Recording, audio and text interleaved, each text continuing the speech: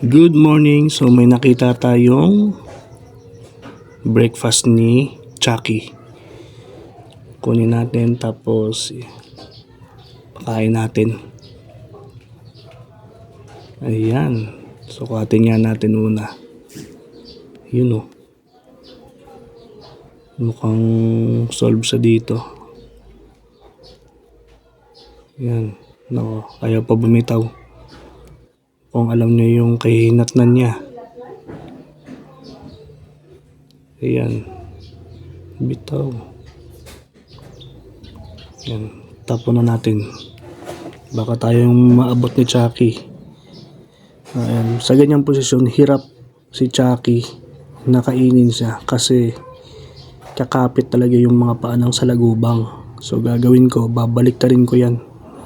Kasi ang target niya yung liig or yung batok ng salagubang yung target. Ayan, kita nyo, kinain agad. So sa ganyang posisyon, hindi siya makakapitan ng salagubang. Ayan, tunaw yan.